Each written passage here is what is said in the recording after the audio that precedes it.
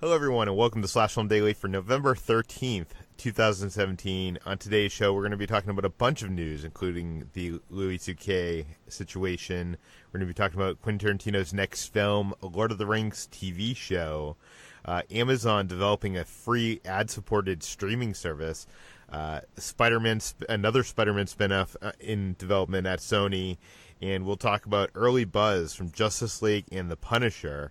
And in the water cooler, we'll be talking about a ton of stuff. This is Peter Soretta, and joining me on today's podcast is Slash Film senior writer Ben Pearson. Hey, what's up? And back after a 2-week vacation is Slash Film writer Tran Bowie. Hey everyone, I'm back. I'm jet lagged, but I'm tan. Yeah, we missed you. So tell us about your trip. What have you been up to? Yeah, so I was in Thailand for 2 weeks, actually for about 1.5 weeks, after which I went to Hong Kong for 3 days. And this is a trip I've been planning for a while with my cousin and one of her friends. We've been planning to go to the Lantern Festival in Chiang Mai. And this is an annual festival they have, which is, I sent it to the group Slack. It's where people release the lanterns into the sky that are powered by fire and everything, and yeah, it is if just anybody's absolutely seen gorgeous. Tangled from Disney, then you've seen Yes. something like that. Yes, exactly. So we went to Bangkok, Chiang Mai, Phuket, and then I was in Hong Kong for 3 days, and it was a great time in which I ate a lot, and I sweated a lot of that out, and just met a lot of cool people. I stayed mostly in hostels, which was kind of a new experience for me, but it was a lot of fun just like meeting people as we were going along, and definitely seeing different aspects of life I haven't noticed. Although I realized that Thailand, a lot of the culture and the food is very similar to Vietnam. Even the language itself sounded somewhat like Vietnamese, so I was kind of thrown for a little bit. I was like, oh, okay, they're not speaking Vietnamese, but it sounds a lot like it. But yeah, the food was great. I ate a lot of spicy food, which I handled. I only had one dish where I had 3 bites, and I could not eat anything else. Wow. But otherwise, I was very proud of myself. Any interesting like culture shock or surprising differences over there? Well, there's a lot of warnings about getting scammed in Thailand, and I'm glad to say that we did not get scammed. Let's see, culture shock. I guess it's like I've been to Vietnam before, so it's somewhat similar to Vietnam in that like there aren't many rules of the road. You kind of just have to cross whenever you see a gap, or just start walking and the cars will stop for you, which is very terrifying. But you get used to it, I guess. I just kind of would walk behind my friends. Like as soon as I was on the side where the cars were coming in, I would walk around them to make sure that if we got crashed into, they would have a nice buffer for me, so I wouldn't die immediately. Any encounters with pop culture or movies or television over there? So when I was in Hong Kong, we went to the Gallery of Stars, which is where they have their sort of their version of the Hollywood Walk of Fame, and there was a picture of Chow Yun-fat that I took a picture of and tweeted. And there's a fun Bruce Lee statue there. Very cool. It was a good time. I don't know if there was anything. Is it as quite touristy as cultural. our Walk of Fame in Hollywood? Not as touristy, but they were under renovation, so there wasn't a lot of people there. Yeah, it was a lot of food and a lot of sun, so I had a fun time. Yesterday was November 12th, which is the day that Hill Valley's famous lightning storm, but it's also the day that I was born. So it was my birthday over the weekend. I did a bunch of stuff, including I ate at Outback Steakhouse because I've been on a diet for a while now, and I've had a craving for blooming onions. I'm not sure if you've ever had that, but it's probably like the worst thing you could possibly eat. And my table shared 2 of them, and it was amazing. Even though it's a chain restaurant, it made me happy. I went to DesignerCon, which is this convention in Pasadena, where it's basically like the artist alley of Comic-Con, but it's just that. So it's like a huge convention with just artists, and you're supporting them. You're buying stuff from the actual artists themselves, and it's a lot of cool pop culture stuff. I was shocked. My girlfriend Kitra was shocked that there was not one thing of the porgs from The Last Jedi. Like I felt like that was going to be everywhere, but the two things that we saw everywhere were Stranger Things was like everywhere you looked, and It. Pennywise from It was everywhere you looked. Was, you know, someone had a drawing or print or something from It. And of course, I went to the Magic Castle for my birthday because as a member I get a free dinner, appetizer, dessert, and that was fun. Although my birthday always falls on Veterans Week to align with Veterans Day, which is, I mean, it's cool. I like Veterans Day, but at the Magic Castle that means that they have Veterans Week, which is just all veterans doing magic, which, no offense to any veterans, but usually the selection they have when I go to the Magic Castle on Veterans Week is not, you know, as exciting as it normally is. So yeah, there's that. This past week I didn't get to talk about this, but I got to see Coco for a second time. I don't think I ever talked about that on the podcast. Pixar's new animated film.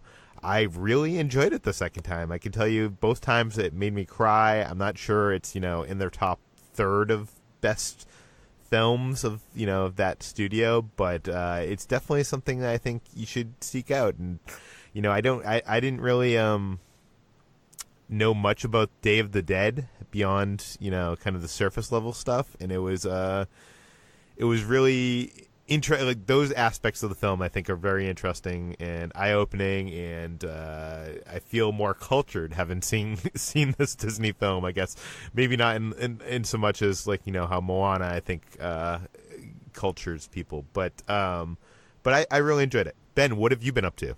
Awesome. Well, happy birthday, Peter. Oh, very thank cool. you. Yeah. Last night I had a chance to go to the AFI Fest premiere of The Disaster Artist, which is a movie that I've already seen, but I loved, and I could not pass up the opportunity to go see it again on the big screen. And it was great. It was at the TCL Chinese Theater, so it's like, you know, a full-on Hollywood experience. There's an after party at the Hollywood Roosevelt right across the street, and you know, you're in there with, you know, James Franco and Seth Rogen and all the people who are, you know, starring in the film and all that. So it's sort of like one of those swanky Hollywood party experiences, which was pretty sweet. Tommy Wiseau, who is the subject of The Room, or I guess the writer, director, producer, star of The Room, which is like who James Franco plays in The Disaster Artist. Tommy Wiseau and Greg Sestero, who is also the co-star of The Room, were both there in attendance, and they came down and did like were introduced before the movie started and all that stuff, and everybody sort of went nuts. So yeah, I just really quickly just wanted to mention again how much I love The Disaster Artist. I cannot say enough good things about it. One quick thing is the first time I watched it, I was sort of mesmerized by James Franco's performance that I feel like I wasn't really paying close enough attention to Dave Franco's performance, and that's his younger brother who plays Greg Sestero in the movie. And this time, I was able to sort of focus in a little bit more on that. And Dave Franco does incredible work in this movie. I think it's going to be overshadowed by James as, you know, we get closer to award season and all that kind of stuff. But do not sleep on Dave Franco in this movie. He is doing really, really great work, and it's almost I would say it's as good as what James is able to do, but just in a totally different way. He basically just plays like a straight man in a movie that has some pretty crazy characters in it, and that, you know, comes along with its own set of challenges, and I just don't want people to overlook Dave Franco's work in this movie because it's really tremendous. So definitely go see The Disaster Artist at your earliest convenience, because it's an amazing movie. Now that you've seen it multiple times, is it as rewatchable as The Room? Yes, I think so. I actually liked it a lot better the second time, and I loved it the first time. And I think it's because you get the Room experience without actually having to go through the torture that is watching The Room.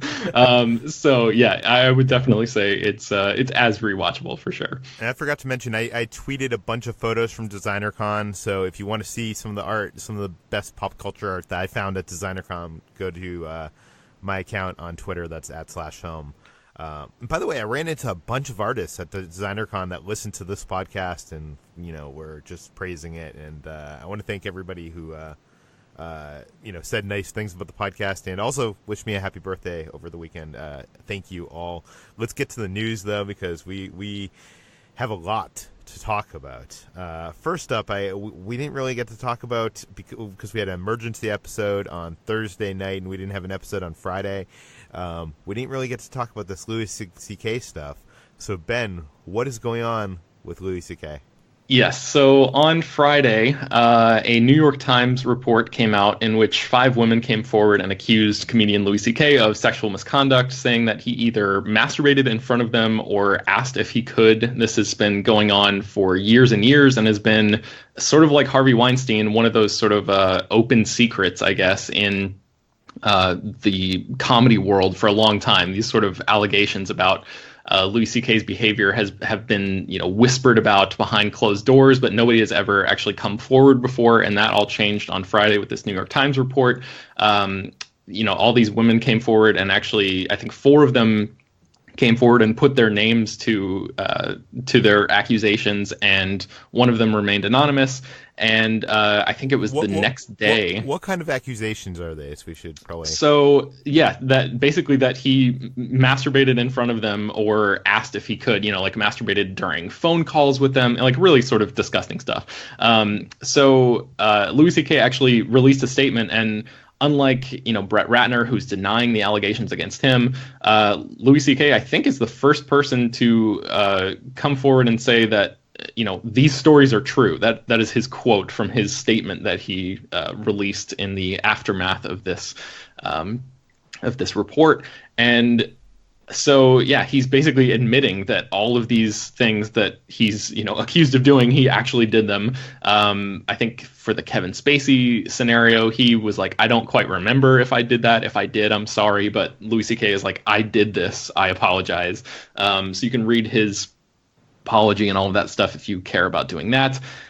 He has, since the fallout from this has been pretty swift, he has a movie coming out, or it had a movie coming out called I Love You Daddy, which has been canceled by The Orchard, which is the distribution company. Netflix has canceled the plans to release a second original stand-up special with him, and HBO has removed him from an upcoming event called Night of Too Many Stars, which is a benefit show. FX has severed all ties with Louis C.K. and his production company, and TBS has suspended production on an animated series that he's working on. So this has been, the industry is just the dominoes are falling very, very quickly on this, and especially because he's outright admitted that this stuff has happened. Secret Life of Pets, the animated movie, has fired him from that production. Or I guess the sequel. It doesn't have an official title yet, but The Secret Life of Pets 2. Louis C.K., who provided the voice for the main character in the first movie, will not be coming back for the second film. But I had no idea these allegations against Louis C.K., and it seems like a lot of people in the comedy community did know about that. It is disgusting. It seems like now Louis C.K. has been, everything has been taken away from Louis C.K. at this point, which is a show of the times. Like, I feel like Hollywood is really becoming reactionary to this, which is good. I don't know. HT, do you have any thoughts on this? Just that, yeah, like Ben said, the floodgates are opening, and this is just the beginning of, I'm sure, of exposure of widespread systemic harassment and abuse in the industry, not just in Hollywood, but everywhere else. So it's disheartening to read these stories every day, but they are necessary, I think, to bringing sort of justice or bringing some sort of recompense to the victims of these men and their careers that were lost in the process. Yeah, and as a consumer of entertainment, I feel like it's harder. I think it hits you harder, or it hits me harder when it's someone that, whose work I admire, unlike, a Brett Ratner. It's like, oh my God, this guy I liked was such a scumbag. It's so many conflicting feelings about it. It's weird. His statement is probably the most well written out of anybody that has been accused thus far, but at the same time, it's weirdly void of like an apology. Yeah, I was about to point that out. I don't think he actually straight out apologized for his actions. He said he was remorseful, but he never said sorry to the victims themselves.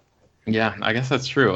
Yeah, yeah, and I've seen a lot of people sort of praising his response, but the point is that this is some pretty messed up stuff, and I don't know if like praising a response is the best move in these times. He says that he's going to basically just like step back and spend time, listening. I'm going to take a long time to listen, he says. So I don't know what that means. It probably means that he's not going to be working for a long time. I don't know if he's going to end up in jail because he admitted to, I think, what is a criminal act. I don't know. This story is still sort of developing, and we'll keep you guys posted if there's any other updates. For sure.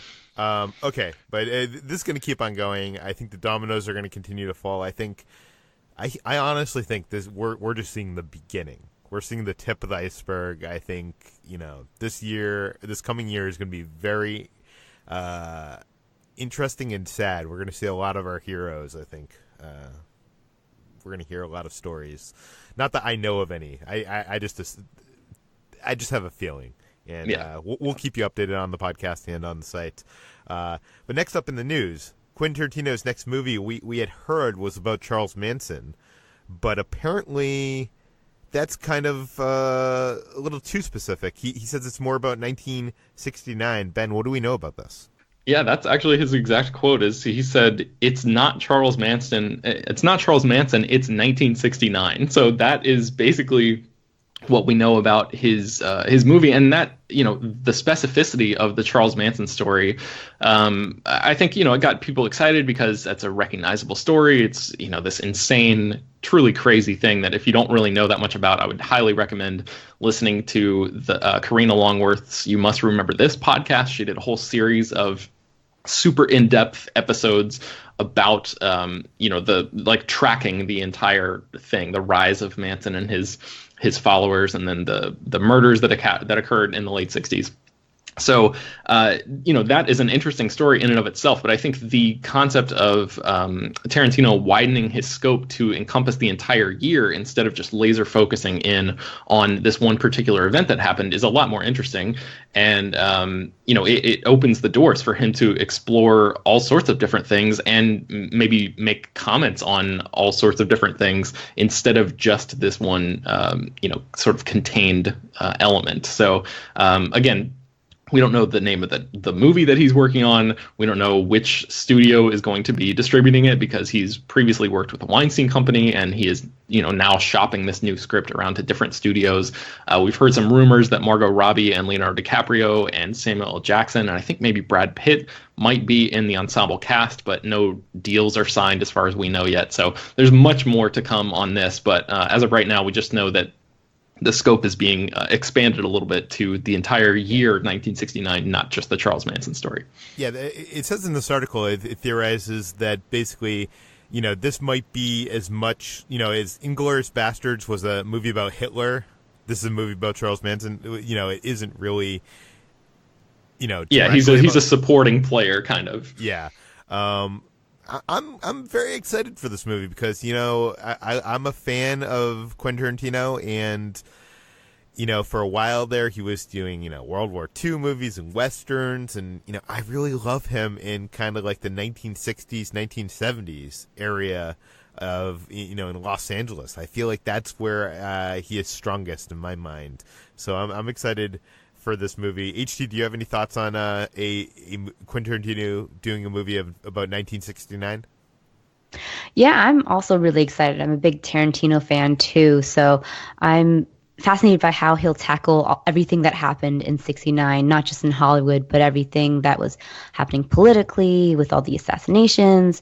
It's definitely a year that was rife with just turmoil and events. So I think, will have fun. And I think he might also make more homages to one of his favorite sort of influences, which is like French New Wave, which was like 69 was also the golden era of that. So I think this movie will be really interesting. For sure. That era, I think, has a style that is complementary to the style of Quentin Tarantino.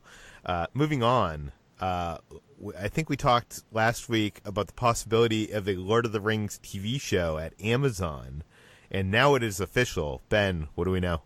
Yeah, so just a few days ago, that announcement came out that Amazon was in talks with the estate of J.R.R. Tolkien to adapt The Lord of the Rings into a TV series. That is definitely official. Amazon made a full announcement this morning.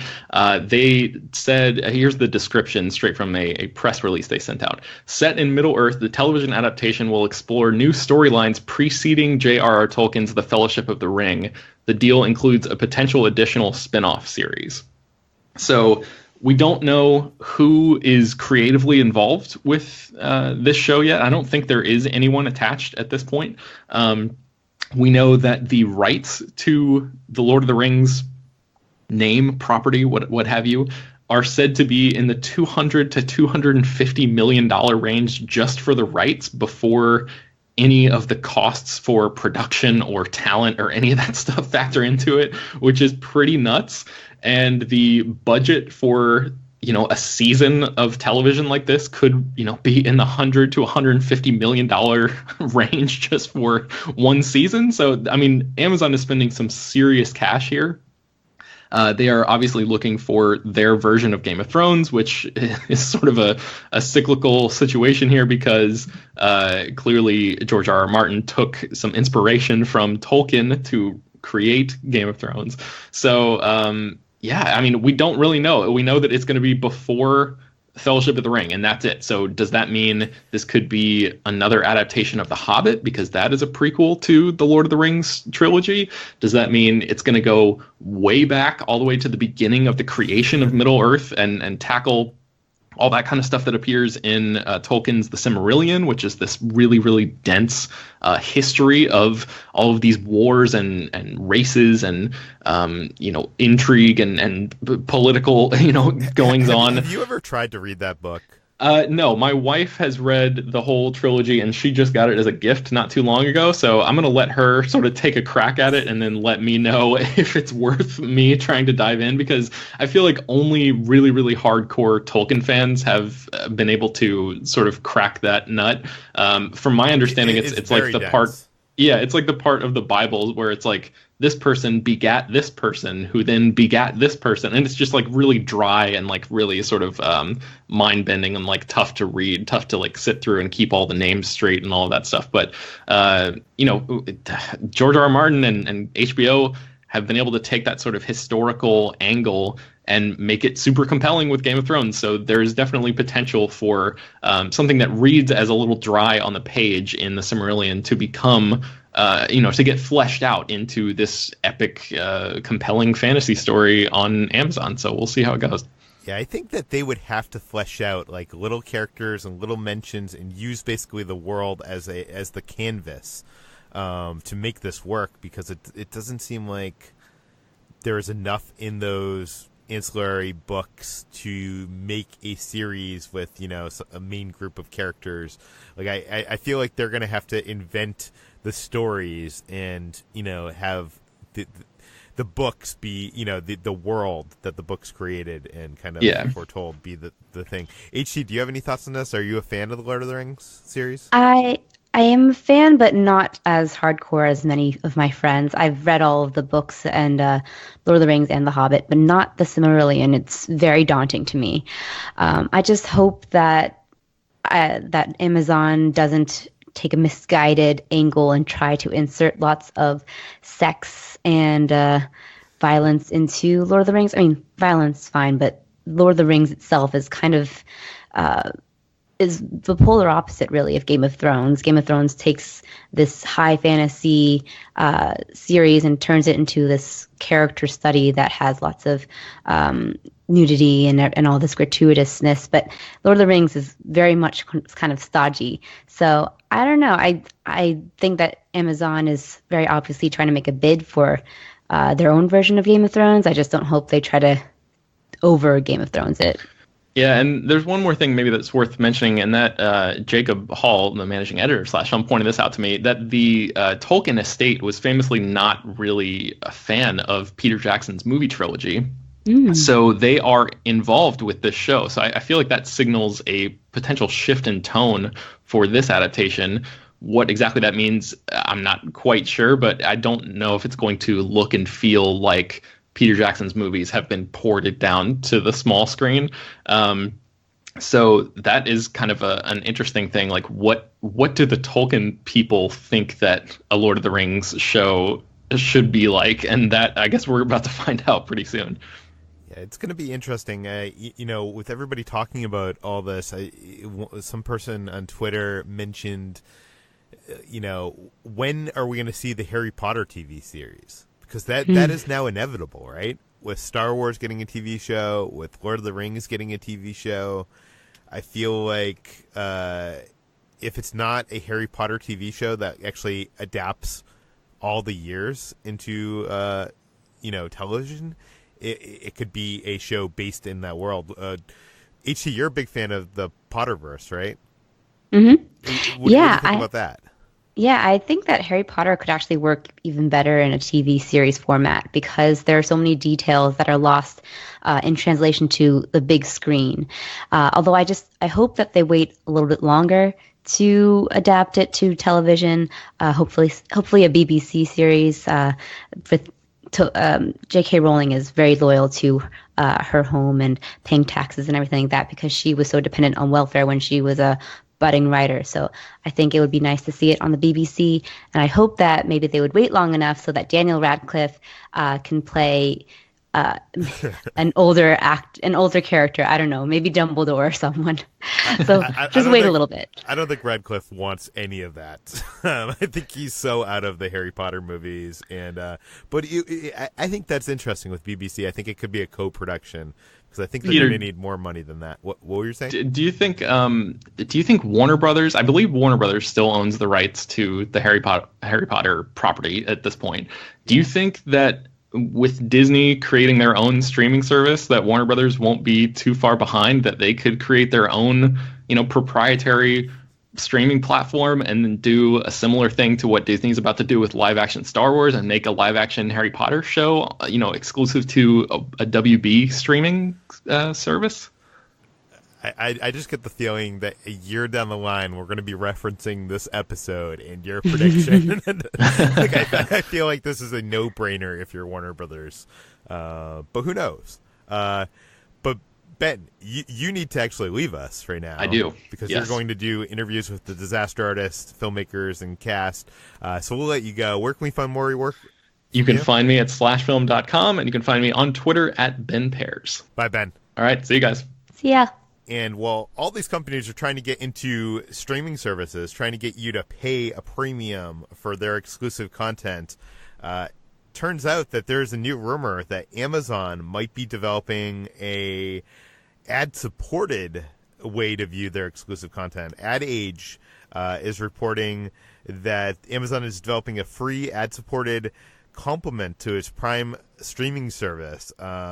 While Roku and Vudu offer some streaming content for free, Amazon diving into this particular realm feels a bit like a big move for that company. And it also seems like a step backwards because, we're so used to that being on network television. And, I feel like Hulu wasn't progressive because, they kind of looked at things as like the way they were and not the way they should be.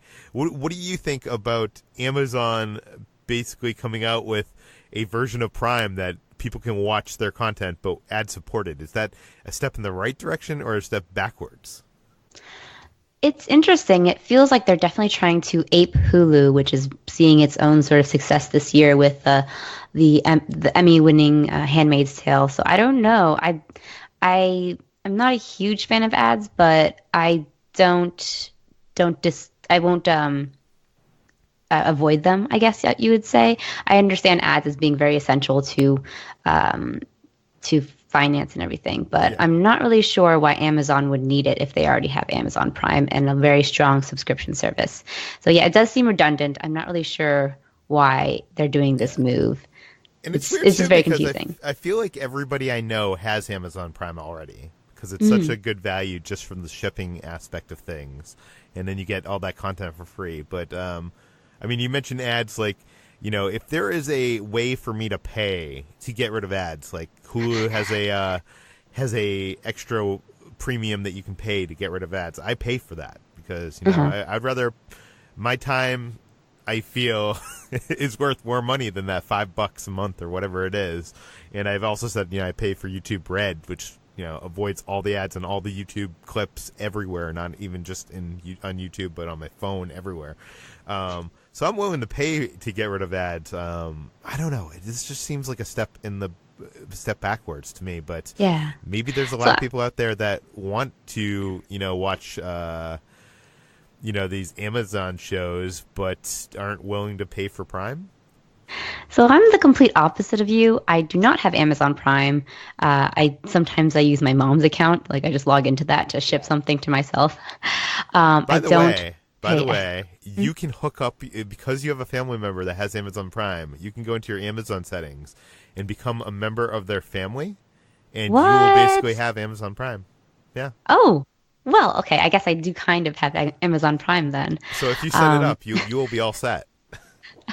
All right. Well, that's good to know. But yeah, I don't subscribe to YouTube Red. I don't pay the extra $5 for Hulu. So I'm just incredibly cheap. So ads don't bother me all too much. I did sign up for Spotify Premium, so I wouldn't have to listen to ads.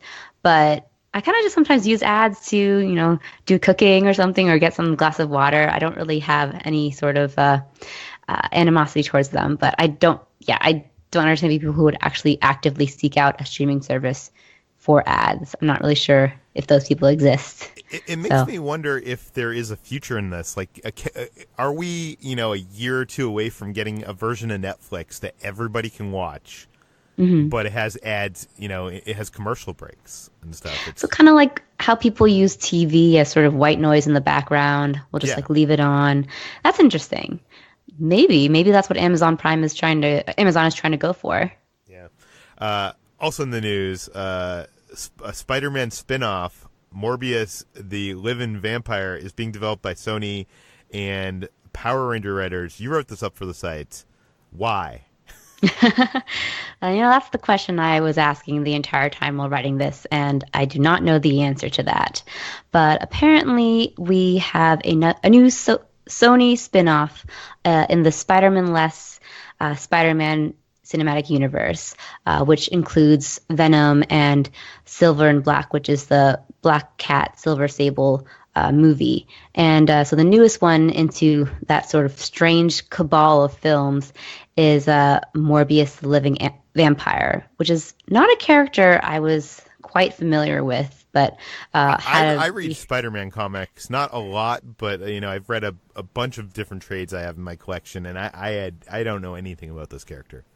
But yeah, his title I elicited a very strong reaction, I think, and the fact that the spinoff is being developed or being penned by the Power Rangers writing duo Burke Sharpless and Matt Sazama, which is a strange combination, no matter how you think of it. It's just a whole bevy of elements that are like you said, why? But I guess it's sort of Sony's way of just throwing more ideas at the wall to see if they stick. It seems like they're trying to hone in on the anti-hero element for a lot of these Spider-Man connected properties for their cinematic universe. Remember, they wanted to start the universe off with a Sinister Six sort of Suicide Squad style movie, but then instead they're using Venom as the first kickoff point for this universe, which is not yet named. I'm not sure what it will be called. The Spider-Man, this universe without Spider-Man. Yeah, I don't know if you can even come up with a title for it. But it is interesting that they are taking a different approach where everybody's trying to copy Marvel.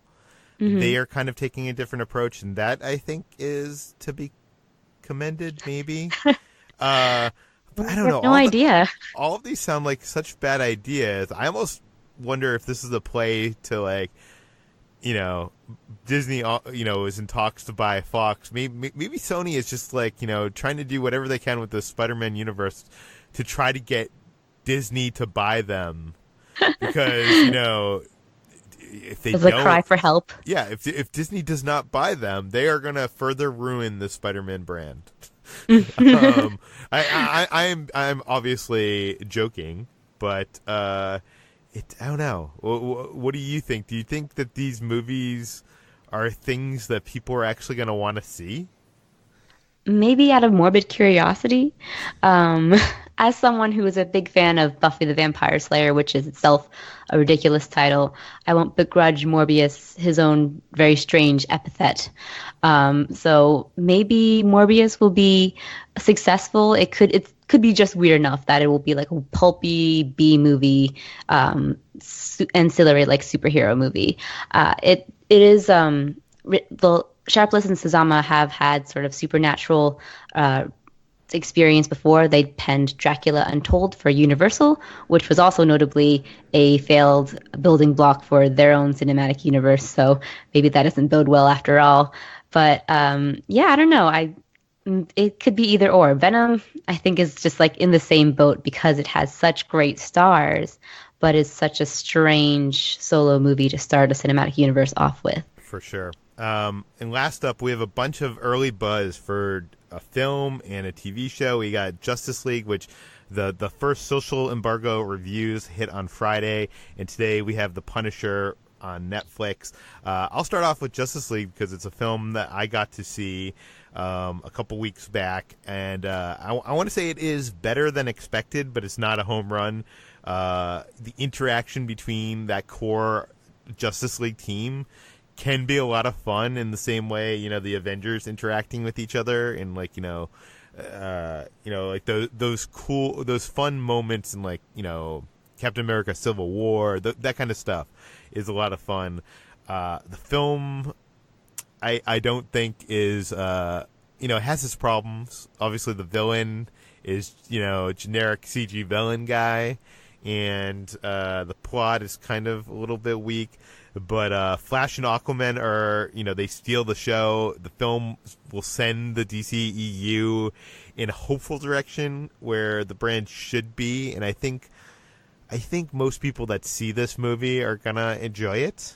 I'm not gonna say that they're gonna love it, but I think everybody will agree that it's better than Batman vs Superman and Suicide Squad, which is a good thing. Right?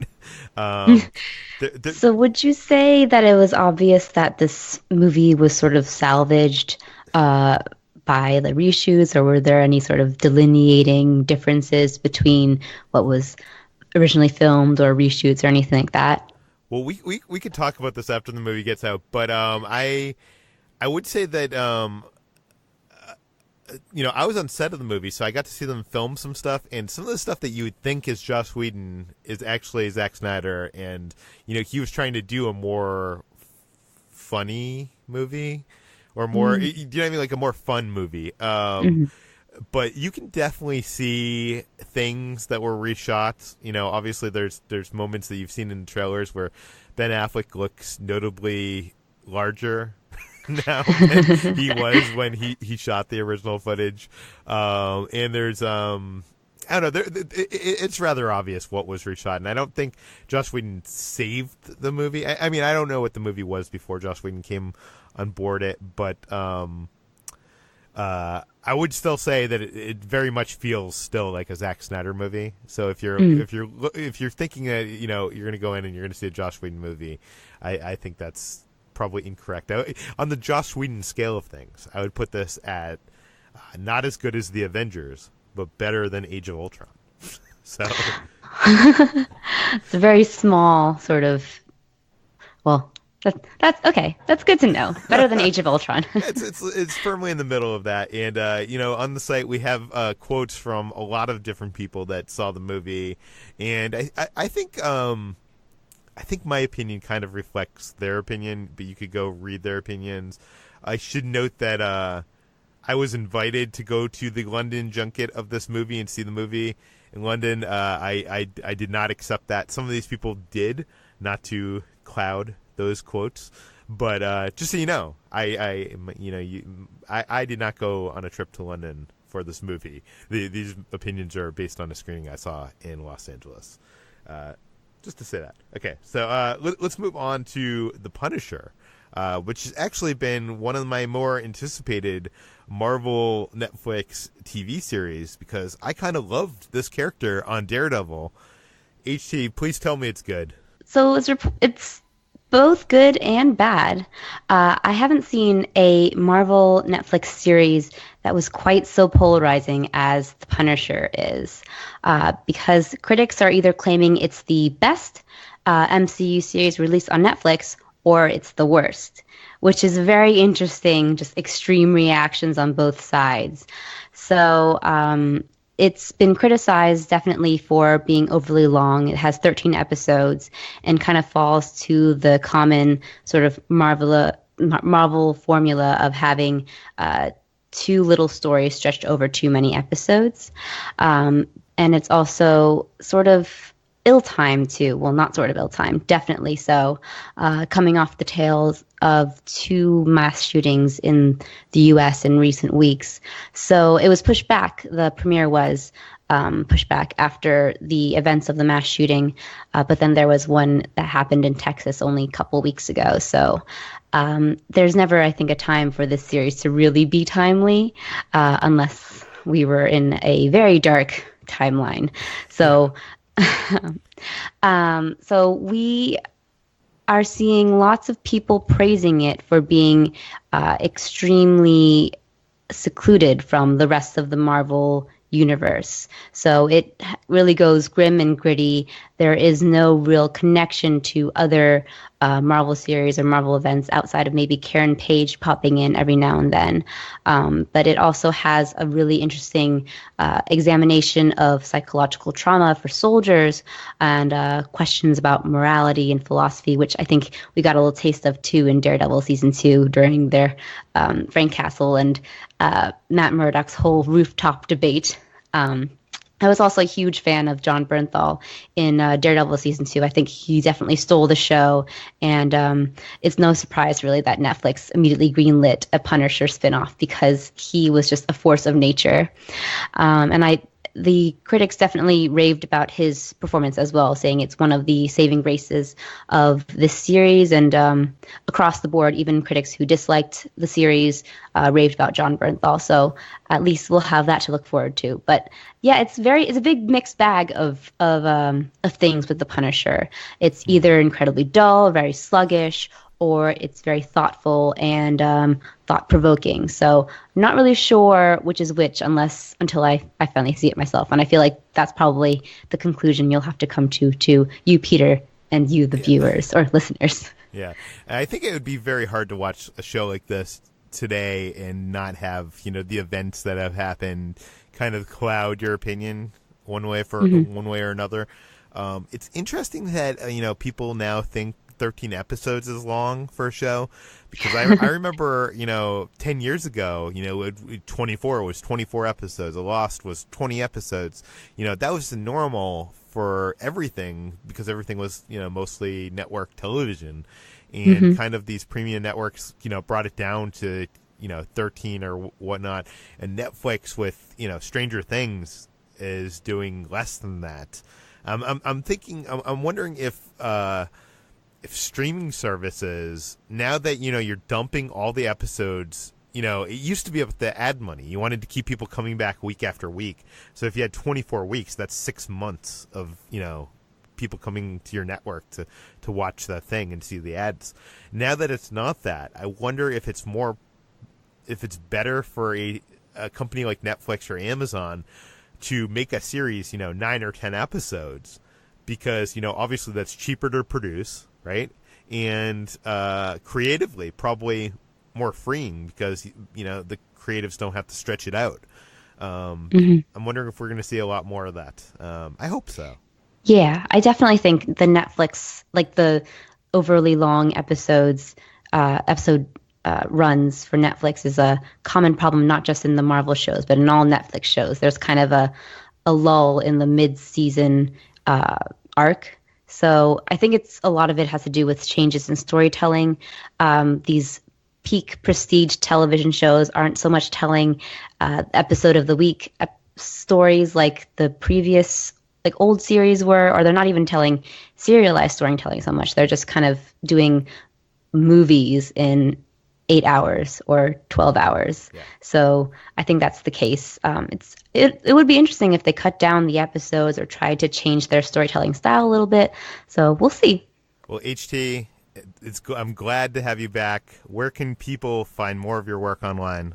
I am glad to be back too. You can find me on slashfilm.com, and I'm on Twitter at htranbui. I haven't tweeted recently, but I will start up again now.